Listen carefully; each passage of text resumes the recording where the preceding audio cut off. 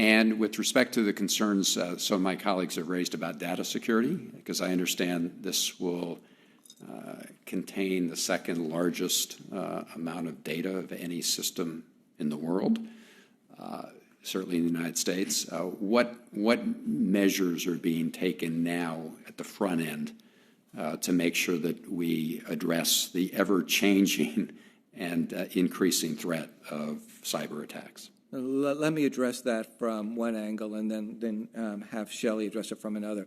I think the first thing we can do from an operating committee and consortium of the SROs is try to make the database less attractive to hackers. And that's why we've put in the exemption not to include Social Security or tax identification numbers in there, not include date of birth, and other types of similar personally identifiable information. So if that information is not there, we think it's a much less attractive target for a hacker. But notwithstanding the lack of PII in the system, we understand that there still will be a lot of data in there that may be attractive. So therefore, we've worked with the CISO at FINRA CAT, with the industry, with the SEC, to make sure that we have absolute state-of-the-art security measures in place. And Shelley, again, you can quickly summarize those. Sure, absolutely. The way that we approach it, first of all, I will say that data security, cybersecurity is FINRA CAT's top priority. That is very much our focus. And at a very high level, we approach it with three very fundamental components: people, process, technology. You have to have the right people with the right experience, number one, very critical. So our CISO, over 20 years of experience. We have all of the exchanges expertise, their CISOs, the industry's expertise, and FINRA parents' expertise. So we can't stress enough.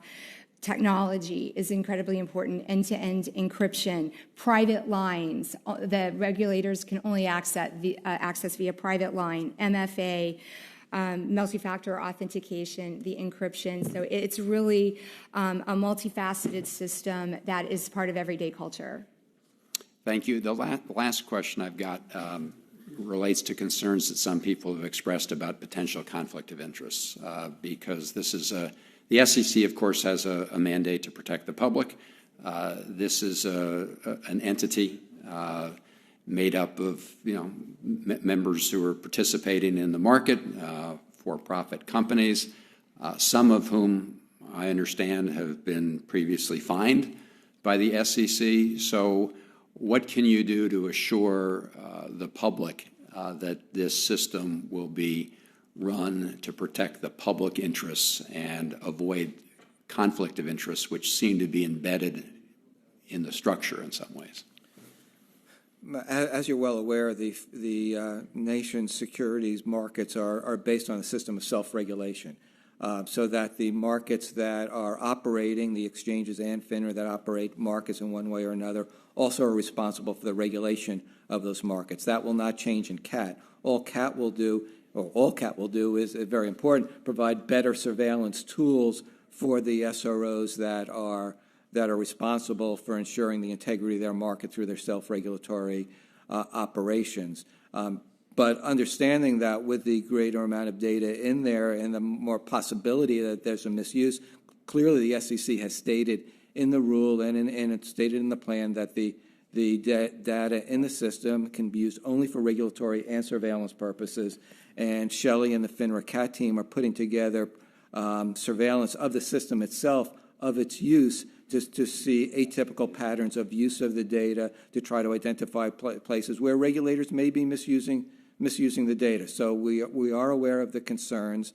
It's nothing new to the securities industry or to the SROs, and something we are able to and think that we'll be able to police. No, I appreciate that. And there are some reports that the industry is actively trying to slow down this effort because it would result in a greater transparency even under the current system. Can you comment on that at all?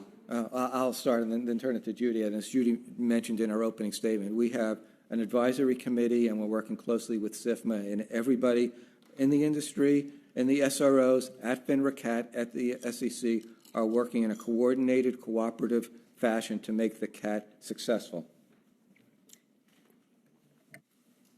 So the industry has had with, and that goes from the participation in the advisory committee to deep participation in the industry working groups. And broker-dealers collectively have logged many hundreds of hours in the course of explaining workflows, reviewing specifications, bringing concerns to the table.